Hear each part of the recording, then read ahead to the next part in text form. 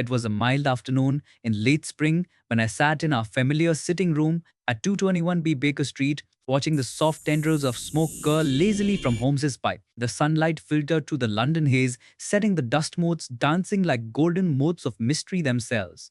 Holmes reclined in his armchair, long legs crossed, eyes half closed. Yet, as always, I knew that mind was racing at full speed beneath that calm exterior.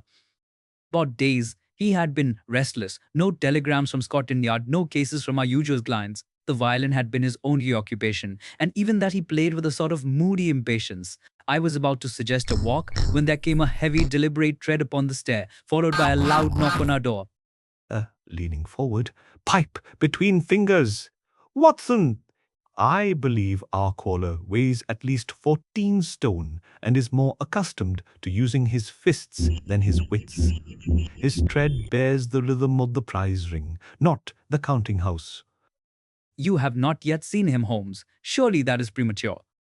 My dear fellow, you may recall that observation precedes deduction. Listen again. The slow, deliberate footfall of one who places confidence in brute strength, and the small scuff marks between steps, sign of a man who has once trod ringside canvas. You astonish me as ever. Shall I let him in?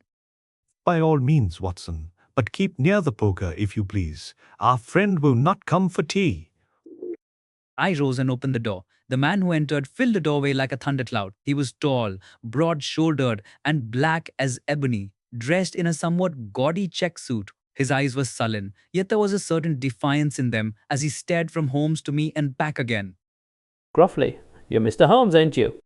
Aye, that is my name. Pray, take a seat, Mr. Steve Dixie, formerly of the bantam-weight class, and now, if I mistake not, an assistant to Barney Stockdale in certain ventures which would hardly interest Scotland Yard.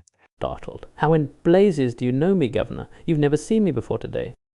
Elementary, my good Dixie. Your right eye bears a faint scar of the glove, no more than 2 months old, and your knuckles are calloused in the pattern of the ring, not the street. Your watch chain carries a small ivory charm, engraved with B.S., clearly Barney Stockdale, a simple syllogism, hardly worthy of remark. Grumbling, you're a cool one, you are. But I come to give you a bit of advice, see? And you'd best keep your nose out of other folks' business. You get me? Perfectly. Your employer, Mr. Stockdale, or perhaps someone higher in the chain, fears that my nose, as you put it, may scent out something unpleasant. Tell me, who sent you? The lady from Harrow or her man? Angrily. Never you mind who sent me. Just keep clear of them. You meddle and you'll get hurt. There's a pair of fists here that can do the talking if words don't work. Holmes merely smiled and leaned back in his chair, unperturbed, his long slender fingers tapped together as though playing some invisible tune of thought. My dear Steve, you surprise me. Violence, like drink, is a poor substitute for intelligence. However, before you attempt to impress me with your fists, perhaps you'll sit down and allow me to share a small deduction of interest. Hey, hey, hey. Snarling. What deduction's that, Mr. No? It all... That you are being used as a pawn by a woman who fears exposure. You were promised a few sovereigns to threaten me, yet she did not tell you that I already know the address, the Three Gables, Harrow Weald, and the nature of her business there. Visibly shaken. The Three Gables? Pauses you. How the devil do you know that? I observed the corner of an envelope protruding from your pocket, addressed to S. Dixie, care of Barney Stockdale, Upper Swandam Lane. The ink has smudged slightly, and the scent of violet sachet clings to it. A lady's stationery, not a ruffian's. Violet sachet, Watson, was once the fashionable perfume of Mrs. Maberley of Harrow Weald, the widow of Admiral Maberley, who... You astonish me, Holmes. You mean to say? Hey, precisely. Our friend here carries a warning from Mrs. Maberley, or rather, from someone manipulating her affairs. Tell me, Steve, why should a harmless widow employ Barney Stockdale's gang? unless she were in fear or in guilt. Ah, after a pause, I ain't got nothing to say to that, Mr. Holmes. But take my advice, Governor. Don't stick your nose where it'll get punched. A most eloquent metaphor. Ni Thor. Now, if you will allow me, I should like you to deliver a message in return. Wally, what message? Tell your employers that Sherlock Holmes is not easily frightened and that he will call upon Mrs. Dart Maberley of the Three Gables tomorrow morning to discuss the matter in person. With a growl, you'll be sorry for it, mister. I don't like people meddling, not your sort, nor no one else's. Smiling, I have survived worse threats than yours, my good Dixie. Good day. The man glared for a moment longer, then turned on his heel and left the room, slamming the door so violently that the portraits rattled on the walls. I could not help but exclaim, "My dear Holmes, was that wise? The fellow looked capable of anything." Lighting his pipe. My dear Watson, if I were to heed every warning uttered by a hired bully, half of London's rogues would sleep soundly at night. No, no, this matter interests me exceedingly. I have heard of Mrs. Maberley, a woman of character, recently widowed and living in seclusion. What possible connection could she have with Stockdale's lot? The situation has the makings of a small but intricate problem. You think she's being blackmailed? Possibly, or perhaps coerced into selling her property under false pretenses. The clue, as always, lies in motive, and motive lies in money, power, or fear. And yet, Holmes, how could you be sure that letter in his pocket was from Mrs. Maberley? The scent of violet sachet is distinctive, as is the quality of the paper. You may recall that her late husband served in the West Indies fleet. Naval widows of her generation favor that particular brand of stationery sold at Lambert & Co. off Bond Street. Furthermore, the Three Gables was mentioned recently in the gossip columns, a house of peculiar design recently inherited and the subject of several curious offers from unknown buyers.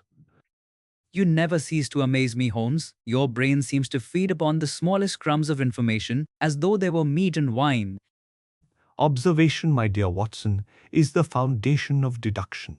It is not the quantity of facts, but the ability to connect them that distinguishes the seer from the blind.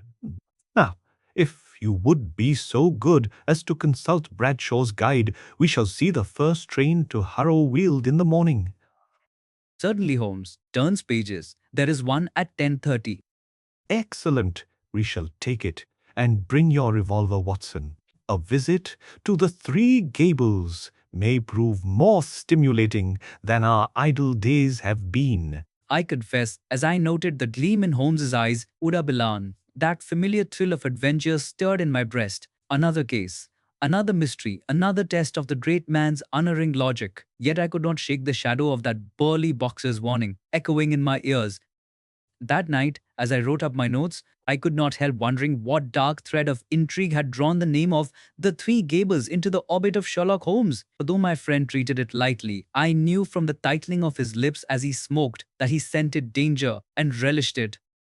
Morning came draped in a gentle mist, the lashes, the kind that hangs like a veil over London before the sun burns through. Holmes was up before dawn, pacing the sitting room with restless energy, a sure sign that the scent of mystery had truly seized him. I found him consulting a map of Middlesex spread across the breakfast table beside a half-finished cup of coffee. Tapping the map with a finger, Harrow Weald lies 12 miles northwest of London, Watson. The Three Gables stands at the edge of a beechwood, isolated yet commanding. A house built for comfort, not defense, an odd place for intimidation or crime. It is time we find out who fears the light. Smiling as I donned my hat, "You sound almost eager, Holmes. I thought you preferred puzzles of state to suburban secrets." My dear fellow, the smallest human intrigue often conceals the greatest truths. Besides, I fancy this one will test our wits in ways the government never could. An hour later, the train carried us through green fields glistening with dew. Holmes sat opposite me, chin upon his hand, eyes distant. I could tell by the rhythmic tapping of his fingers upon his knee that he was already several moves ahead in thought. When we alighted at Harrow Weald, a quiet lane led us toward a red brick house standing aloof upon a rise, the Three Gables. The house was aptly named, each gable thrusting skyward like the prow of a ship. The garden was well kept, though the blinds were drawn, giving it an air of uneasy privacy. As we approached, a maid of severe expression opened the door with visible reluctance. Curtly, are you the gentleman from London? So what? Madam expected you, though she says she has little to tell. Be so kind as to inform Mrs. Maberley that Mr. Sherlock Holmes and Dr.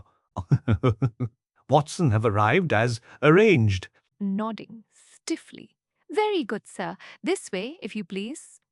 We were shown into a drawing room whose air of refinement had been recently disturbed. I noted that the furniture was half shrouded in dust covers and several packing cases stood in corners. Holmes's sharp gaze moved from one to another, noting every displacement. Entering with quiet dignity. Mr. Holmes, I am grateful that you have come. I confess I have little understanding of why my situation should interest you, though I was warned that your name would somehow intrude upon it. Bowing slightly, my dear Mrs. Maberley, your name came to me under curious circumstances. A certain Mr. Steve Dixie, an emissary of sorts, called yesterday to warn me against interference in your affairs. I take it such interference has already begun. With a faint tremor. Interference. Indeed it has, Mr. Holmes. Oh, for the past week I have been besieged by offers and threats regarding this house, offers to purchase it at extravagant prices, and, when I refused, threats most alarming. Beside the lady was tall, of noble bearing, though sorrow had left its mark upon her face. Her voice trembled, yet there was courage in her eyes. Holmes's manner softened at once. Recompose yourself, madam. You say you received an unusual offer? Yes. 3 days ago a woman came to me. Miss Burnet, she called herself, on behalf of a client who desired to purchase the contents of my house. Not merely the furniture, but everything within these walls.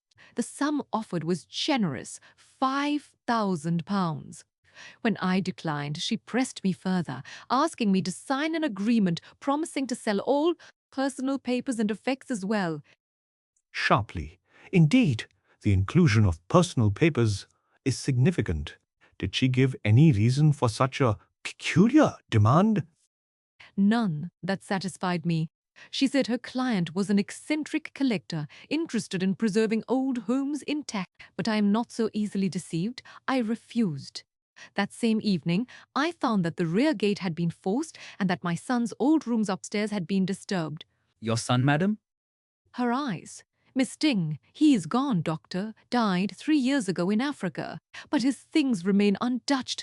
I could not bear to part with them. Gently. And it was those rooms that were entered? Yes, yet nothing appeared stolen. Only the papers on his desk were disturbed. I believe someone searched for something, some letter perhaps, but what or why I cannot imagine. Rising, pacing slowly, a bold attempt, and yet clumsy. You were right to refuse. Tell me, Mrs. Maberley, did this Miss Burnet strike you as a person of refinement or of deception? She was refined in manner but nervous. Her eyes avoided mine. I should not have remembered her face save for the faint scar on her chin. Thoughtfully, a scar, remarkable, and she came alone. She said she represented a gentleman whose name she could not disclose. I saw no one else. Holmes stood silent for a moment, his eyes fixed upon the half-packed trays. Then, as if struck by sudden thought, he turned to the maid. Susan, you have been with Mrs. Maberley some time, I gather? Defensive. 2 years, sir, and I mind my business. Admirable. Then perhaps you can tell me if any other persons have called recently besides Miss Burnet. Hesitating.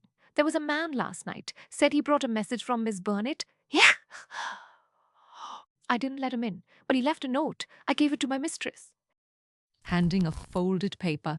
Here it is, Mr. Holmes. Oh. It merely says that if I persist in refusal, trouble will come. signed with a single initial, B. Studying it, the handwriting is masculine, firm yet florid, with the affectation of a man who writes for show. Watson, note, the ink, cheap commercial violet, the kind sold in public houses. It matches the scent from our friend Steve Dixie's letter yesterday. The chain of connection tightens. You think then that Barney Stockdale himself is involved? Unquestionably, Stockdale is the intermediary, but behind him stands a woman who knows Mrs. Maberley's household, who fears discovery, and who is desperate to secure some document among the late son's possessions. Anxiously, but what document could that be, Mr. Holmes? My son was a good lad, though I admit he had many friends before he went abroad. Kindly, possibly one of those friendships led to indiscretion. Letters have a way of outliving affection. We shall soon see. May we examine the room which was disturbed? Certainly. This way, gentlemen. Lee followed her up the staircase to a chamber whose air was heavy with memories. The sunlight fell upon trophies, books, and framed photographs of a young man in naval uniform. The drawers of a writing desk had been forced, and papers lay scattered upon the floor. Stooping. Observe, Watson, the marks of a small chisel, used hastily, not professionally. The intruder knew what he sought, but not where it was kept. Ah! And here, lifting a letter, note the torn corner of an envelope addressed in a woman's hand. The rest of the letter is gone. Then the intruder found what he wanted. Possibly. Or perhaps he feared interruption. Susan, did you hear any sound that night? I heard a creak on the stair and thought it was the wind. I ain't one to spy, sir. Smiling faintly. No, indeed. Still, that creak may be the hinge upon which our case turns. Holmes examined the floorboards, the lock, the disturbed drawers. Every movement was deliberate, his eyes flashing with that peculiar light I had learned to recognize, the light of pursuit closing in upon its prey. Quietly, Mrs. Maberley, your son's correspondence. Did he ever receive letters from a lady named Burnet? Hesitating. The name is familiar. Yes, there was a Miss Isadora Burnet, I believe. She was a young actress. My son was fond of her once, though I never approved. After he left for Africa, I heard no more of her. Snapping his fingers softly. Excellent! The circle closes. Miss Burnet is the same woman who sought to purchase your house's contents. She fears that letters from her to your son remain among his effects, letters which could compromise her. She employed Barney Stockdale's gang to retrieve them, first by purchase, then by force. With indignation. The wretch, to dare such intrusion into a dead man's memory? Fear not, madam, the guilty often entrap themselves by their own haste. I shall pay a visit to Miss Burnet, if indeed that remains her name, before the day is out. Watson, make a note to find Miss Isadora Burnet, late of the Adelphi Theatre. Scribbling. Noted, Holmes. One thing more, Mrs. Maberley. Keep your doors locked tonight, and trust no visitor unless he bears my card. Your enemies grow desperate. We must give them the rope with which they will hang themselves. Gratefully. You give me courage, Mr. Holmes. I thank heaven you came. As we left the house, the wind stirred the beech leaves with a mournful rustle. Holmes paused at the gate, his face thoughtful, his gaze distant upon the sunlit fields. The game begins to take form, Watson. Passion, fear, and folly, old companions of crime. The next move lies with Miss Isadora Burnet. I fancy she will not keep us waiting long. And with that quiet prophecy, we turned back toward the station, little knowing that before another sunset the name of the Three Gables would ring through London with scandal, sorrow, and a curious touch of pity. It was late afternoon when we returned to Baker Street, weary yet stirred by that curious affair at the Three Gables. Holmes threw his hat upon the table and stood for a moment, silent, the firelight glinting upon his hawk-like features. His thin lips curved into that rare smile which meant the chase had truly begun. Musing aloud, the threads converge neatly, Watson. The widow, the letters, the actress, all bound together by secrecy and fear. The next move is ours, but delicacy will be required. One does not drag a woman's past into the light without justice's consent. You mean to seek her out at once? Indeed, before the shadows lengthen too far, Miss Isadora Burnet must be found, quickly and quietly. He turns to his desk. The theatrical agent's directory will tell us where her company lodges. Watching, I had long ceased to marvel at Holmes's methods, yet the precision of his mind still amazed me. Within minutes, he had located an address scrawled upon a folded playbill: Isadora Burnet, the Adelphi, presently residing at Numbach, 18 Waverton Street. Tucking the paper into his pocket. Come, Watson, the evening performance will not begin until 8. If we are fortunate, we shall find her at home. The cab rattled through the damp streets, splashing past gas lamps that glimmered like pale moons upon the puddles. Holmes sat silent beside me, his sharp profile half lit in the reflection of the streetlights. I could feel the tension building like a storm about to break. Suddenly, observe, Watson, the peculiar cruelty of fear. The lady's folly was likely no crime, yet in her dread of scandal she stoops to conspiracy. What the law overlooks, society condemns. That is the lever by which blackmailers move the world. You pity her then? I pity any soul driven to desperation, but pity shall not blind us to justice. Ah, here we are, number 18. The house stood narrow and dark between taller neighbors, its curtains drawn against the world. Holmes rapped thrice, sharply. After a pause, the door opened to reveal a woman of striking beauty, though her face bore the marks of sleepless nights. A faint perfume of violets hung in the air. Coldly. Yes, I am Miss Burnet. What is your business? Bowing slightly. My name is Sherlock Holmes, and this is Dr. Watson. We come regarding certain events at the Three Gables, Harrow Weald. Startled, her hand tightening on the door. I do not understand you. Come, madam. Candor will serve you better than denial. You visited Mrs. Maberley under pretence of purchase, employed Barney Stockdale to threaten her, and sent Steve Dixie to warn me. Surely these exertions were not for pleasure. After a pause, trembling, you leave me no choice but to admit part of what you say. Yes, I visited the lady. Yes, I wished to buy her effects, but I did so only to recover something that belonged to me. Gently, a letter perhaps, or several? After silence, you know everything.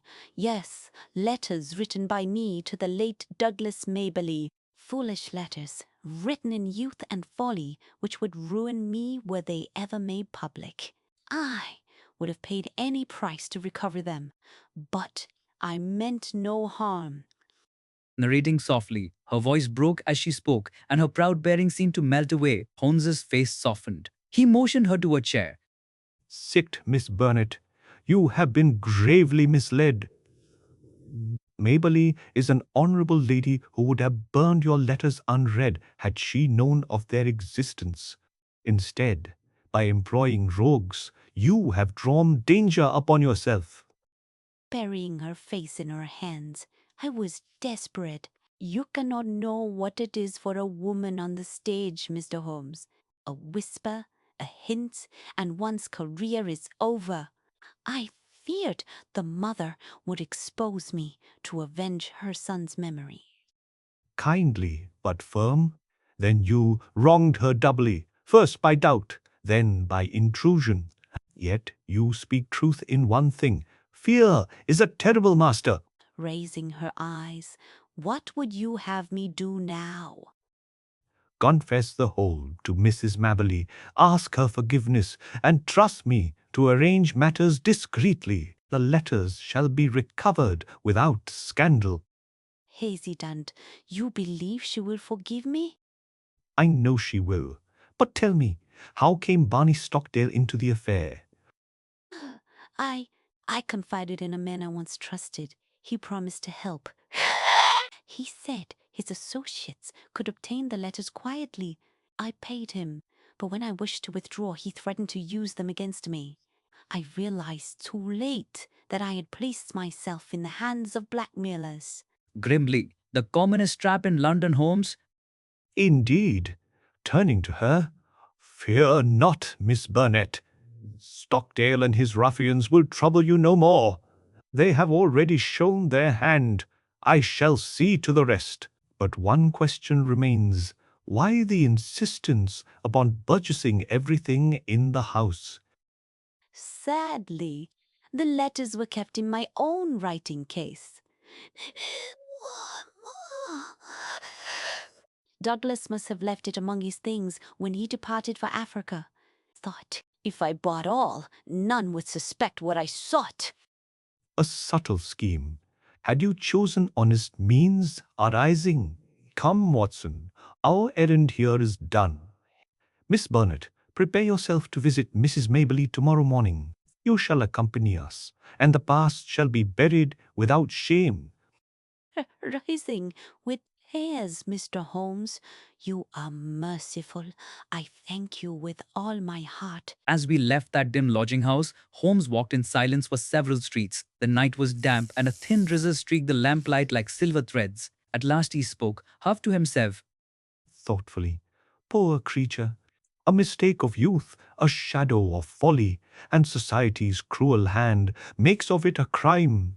The true villains are the jackals who live on fear. Barney Stockdale and his crew must be dealt with sharply. Dear, you intend to call upon them? Not directly. Violence answers nothing, but I know their haunts well enough. Upper Swandam Lane and the grimy dens about the river. A word with Inspector Hopkins will suffice to send the police sniffing in their direction. Once frightened, they'll flee. Then our task ends tomorrow with Mrs. Maberley. Yes, but one delicate point remains. The lady must never know from whose hand the letters came. Pity is sometimes the highest form of justice, Watson. That night, as we sat once more before the fire at Baker Street, Holmes drew from his pocket a small packet of torn envelopes, the fruits of his search earlier in the evening. He studied them as a chess master might study the final move of a match. Quietly, the ink, the hand, the passion between the lines, there lies the heart of the drama. To destroy these is to save more than one life. He dropped them into the fire. There, ashes tell no tales. I watched the flames curl around the papers until they crumbled into grey ghosts. Holmes sat unmoving, his face lit by the glow, his expression neither triumph nor regret, only deep contemplation. Narrating, the next morning dawned clear and bright. We set forth again for Harrow Weald, Miss Burnet accompanying us in silence. She wore a heavy veil, and her hands trembled as she clutched a small bouquet of violets. When we arrived at the Three Gables, Mrs. Biggsy gone, Maberley awaited us in her drawing room, pale but composed. Coldly, Mr. Holmes, you bring this lady here. Why? Because justice without mercy is tyranny, madam. Miss Burnet has come to restore what was lost and to ask your forgiveness. Removing her veil, her voice low. Mrs. Maberley, I wronged you. I wronged your son. I loved him once, foolishly, passionately, and I feared the world's laughter if my letters were ever seen. Forgive me. I have suffered much. For a moment, silence filled the room. Then Mrs. Maberley rose and her expression softened.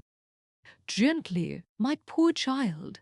Douglas was ever impulsive in his friendships. I forgive you freely. His memory is dear to me, and I will not see it stained by bitterness. Through tears, you are kinder than I deserve. Quietly, with satisfaction. Then the affair is ended. The letters are destroyed, the rogues scattered, and peace restored to both your hearts.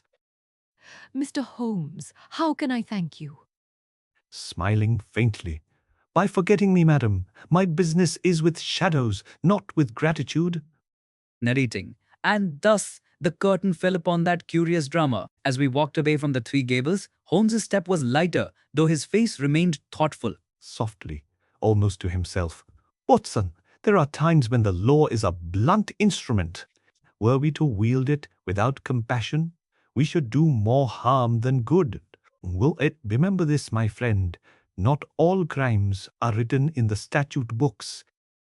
I have never forgotten those words. So BS! For all his cold precision, Sherlock Holmes possessed a heart capable of pity deeper than most men's passion. And in that quiet country lane, as we turned towards the station, I knew I had seen once again the strange union of logic and humanity that made him the greatest detective of his age. And the affair at the Three Gables might have ended in peace that sunny morning. Yet Sherlock Holmes was not a man to leave loose threads unexamined. As we journeyed back toward London by train, I noticed that quiet, far-seeing look upon his face. The look I had come to know meant that some hidden gear in his mental machine still turned unseen. For my part, I was content that justice had been done without scandal. Mrs. Ahalia Maberley's dignity was preserved, Miss Burnet's repentance sincere, and those shadowy ruffians dispersed. Yet I knew Holmes too well to think him satisfied, while one piece of the puzzle remained in obscurity. Leaning back, fingers steepled. Watson, you recall that note signed B, which threatened Mrs. Must.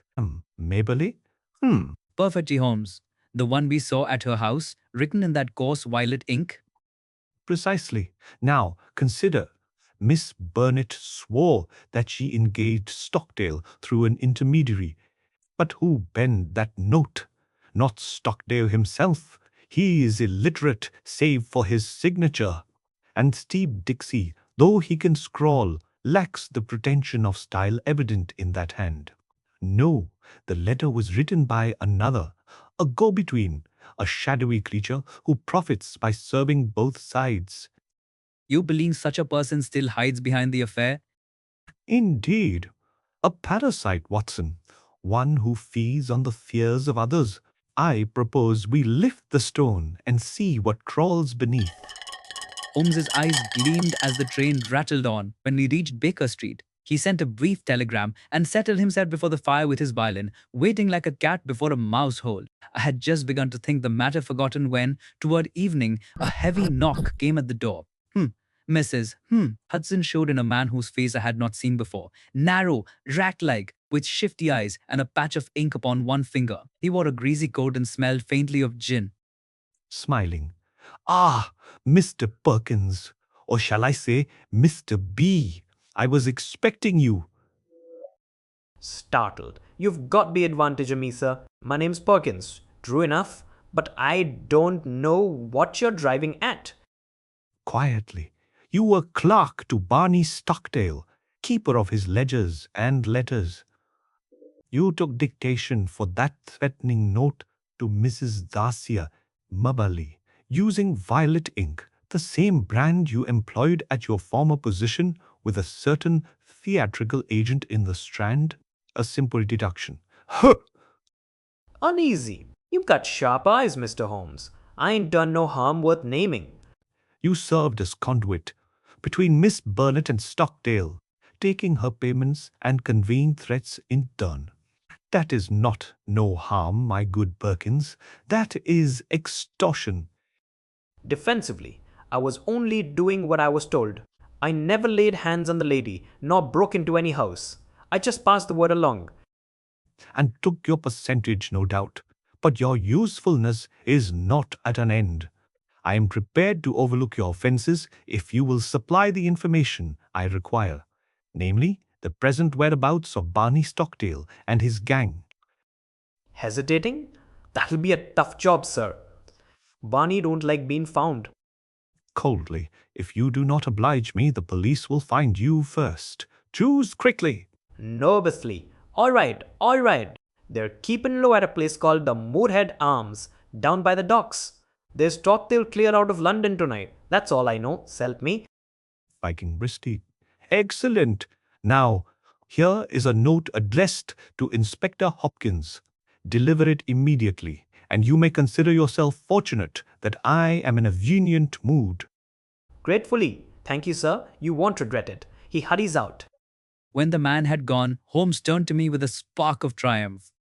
You see, Watson, the network collapses at the center. Stockdale will be in custody before dawn, but the lesson is larger than the men themselves. Puzzled, what lesson do you mean?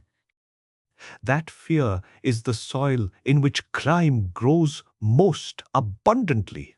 Had Miss Burnet possessed the courage to face her past, no villain could have profited from it. Cowardice is the father of extortion, and ignorance its mother. You speak almost like a philosopher, Holmes. With a faint smile, the study of human folly, my dear Watson, provides a liberal education. One cannot dissect crime without learning something of the anatomy of the soul. That evening, as we sat before the hearth, and a messenger from Scotland Yard arrived, bearing a brief report. Barney Stockdale and his associate Steve Dixie, apprehended at the Moorhead Arms resistance slide, both remanded in custody. Holmes read it without surprise. Folding the paper, as expected, the curtain closes, Watson. Yet what a curious play it has been. Tragedy, farce, repentance, and redemption all within a fortnight. You make it sound almost theatrical, Holmes. Life is the grandest stage of all, and the detective its humblest critic. We merely point out the inconsistencies in the script. Con, smiling, a modest role indeed, but I dare say few actors perform it with greater precision. With mock gravity, flattery, Watson, is not deduction, though it pleases the vanity of the subject. Let us instead record the moral that no shadow is so dark that it may not be dispelled by truth, provided the lamp is held by a steady hand. Oh, The following morning, a small note arrived from Mrs. Maberley, penned in graceful script. Mr. Ways. Holmes, the young lady has departed abroad to join a theatrical company in Paris. Her gratitude to you is beyond words. As for myself, I remain your humble debtor. May heaven bless you for your forbearance. Holmes read it once, then tossed it into the fire with a soft sigh. quietly. So ends the last act. I trust it may bring peace to her heart and to Miss Burnet's as well. The world seldom pardons, but sometimes forgets. Reflectively, and yet, Holmes, there are those who would say you exceeded your duty in concealing what you knew from the authorities. Perhaps, but justice and law are not always twins. The law punishes the act. Justice weighs the soul. Tell me, Watson, had I sent Miss Burnet to the dock, what virtue would have been served? Would Mrs. Maberley's son have slept easier in his grave? Pause, no, Holmes. I believe you are right. Softly. Then the world need not know more. Let us leave the matter buried with the ashes of those letters. He rose, drew his dressing gown close, and stood by the window, all looking out upon Baker Street, where the evening lamps glowed faintly through the fog. His silhouette seen carved against the pale mist, the tall, lean figure of intellect and solitude. Narrating, for a long moment, neither of us spoke. The crackle of the fire and the distant clatter of carriage wheels were the only sounds. At last, Holmes turned, his expression softened by the faintest smile. Watson, when next you record our adventures, omit this one, I beg. It was too human for the public's taste, too merciful for the critics. The world prefers monsters to mistakes. Smiling wanly, as you wish, Holmes, and your Holmes. But I suspect one day history will need to know that Sherlock Holmes was not all brain, that he possessed a heart as well. Amused. My dear fellow, that is a dangerous accusation. Guard your reputation as biographer accordingly. Laughing, I shall risk it. Thus ended that strange case, a case which began in menace and ended in forgiveness. To the world, it was but another of Holmes's quiet triumphs. But to me, it revealed a depth of character the newspapers never glimpsed, the rare union of mind and mercy that made my friend not merely the greatest detective in England, but, in truth, the noblest man I have ever known. Softly, as closing narration, elementary, he would often say, "What you one say?" And yet, in moments such as this, I knew that beneath that simple word lay the whole complexity of the human heart. It was some days after the close of the Three Gables affair that I again found myself at Baker Street. Tea.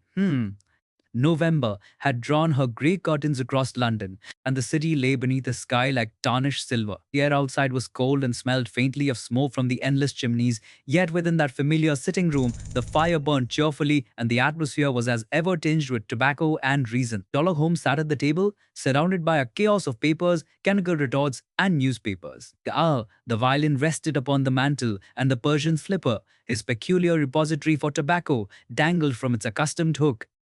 Without looking up, "My dear Watson, you have been in Kensington again."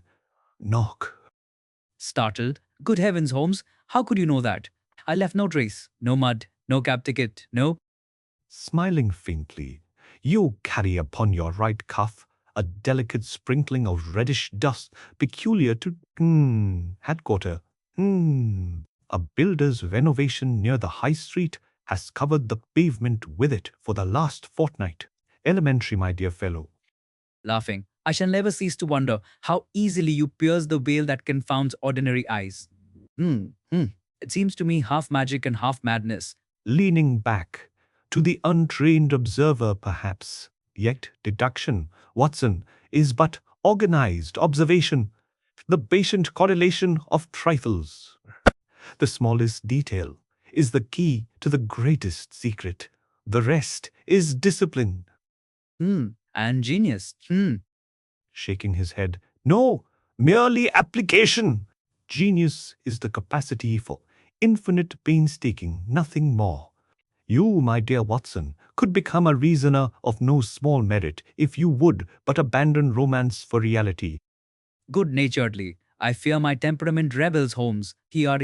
I'd prefer to see the world colored by imagination, not reduced to the bare bones of logic." Gently, "And yet it is imagination, properly harnessed, which feeds deduction. A man who cannot dream cannot reason. To reconstruct a crime is to create it anew in the mind's eye. The poet and the detective are brothers under the skin." Thoughtfully, "Then perhaps that is why you and I are friends. Reason and romance joined in uneasy, alliance.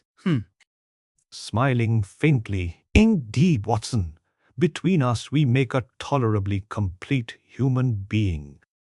He turned back to his papers and same please, and I sat watching him in silence for some minutes, that lean face lit by the firelight, every line marked with intellect and weariness in equal measure, and a blur. At last I spoke of the thought that had haunted me since our adventure's end. "Holmes, you showed unusual mercy in that matter of Miss Burnet. Had you turned the affair to the police, it might have been a different ending altogether. Like, I wonder, was that mercy born of reason or sentiment?" Without hesitation, both. You recall, perhaps, the words of Spinoza, "He who knows all things loves all things. Understanding breeds compassion." When I looked into that woman's eyes, I saw folly, not vice, weakness, not wickedness. To punish her would have been to punish her confession. Then deduction does not exclude humanity? On the contrary, the purest deduction springs from sympathy. One must think oneself into another soul, to imagine, to feel, and then to reason. I have sometimes suspected, Watson, that were I wholly logical, I should be wholly useless. Softly. "The world will never believe that of you, Holmes. They think of you as a machine." With amusement, "Machines do not play the violin. Nor, I think, do they suffer insomnia or melancholy. Corpse. No, I am a man, Watson, though I may wear the mask of method. That mask is a necessity. Emotion, if indulged, clouds the lens. But from time to time, the mask slips." Warmly, "And when it does, I count it an honor to glimpse the man beneath." Quietly, "You are a loyal friend, Watson. Were I inclined to sentiment, I might even say a dear one." Smiling, "I'll take that, Holmes, as the highest compliment your heart can manage." For a time, the only sound was the gentle ticking of the clock and the soft hiss of the coal fire. Shoo! Then Holmes rose abruptly, took his violin from the mantel, and began to play, not the bright, analytical improvisations of his working mood, but a slow, minor melody full of wistful sweetness. I knew it well, a theme from some forgotten opera he had once heard in Paris. As the notes filled the room, Faunus Schwanschürer, I saw again the faces of those touched by our late adventure. Poor Mrs. Dick, Maberley, brave yet heartsick, the penitent Miss Burnet, bearing her shame across the channel, even that hulking fellow Steve Dixie, whose rough loyalty had flickered for a moment in the dark. They passed before me like shadows upon a wall. Holmes finished with a long, tremulous chord and set the bow down gently. There, Watson, is the moral of our story. Harmony born of discord.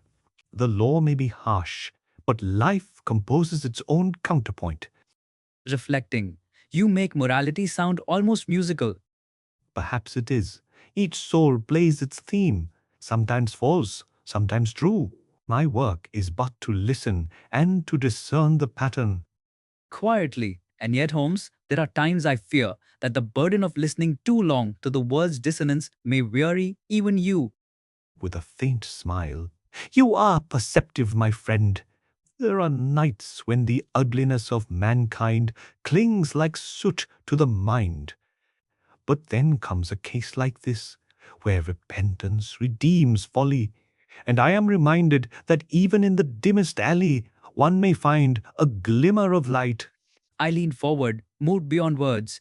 It struck me then that Holmes's greatness did not lie solely in the keenness of his intellect, but in the moral clarity that guided it. He sought truth not for glory or gain, but for the quiet triumph of understanding. Narrating softly, the clock struck 10. Outside, the city's hum faded into the fog. Holmes lit his pipe, and a blue wreath of smoke curled upward, mingling with the violin's lingering echo. He looked across at me with that half quizzical, half tender expression I had seen but rarely. Watson, I think it is time we dined. Mrs. Hudson's veal pie, if my senses do not deceive me, has just emerged from the oven. Laughing, you even did use supper, Holmes. Dryly, observation, my dear fellow, not deduction. The scent precedes the fact as always. We descended to the familiar dining room, where the humble comfort of an English meal awaited. As Holmes carved, his face softened in the lamplight, I found myself reflecting on the curious bond that had grown between us, the man of reason and the man of heart, each incomplete without the other. Narrating, thus ended our engagement with The Adventure of the Three Gables. To the world, it was a trivial episode in the Chronicles of Baker Street, Asmaibi. But to me, it was a revelation that even beneath the keenest intellect may beat a heart moved by mercy. Softly, when I think of that night now, the flicker of the lamp, the music still trembling in the air, I hear Holmes's voice as clearly as if he stood beside me once more. In memory, gently, everything, my dear Watson, is elementary when once it is explained. Final narration, slow and reflective, and so it is. For in the end, even mercy, forgiveness, and friendship, those most mysterious of human virtues, are but deductions of the heart,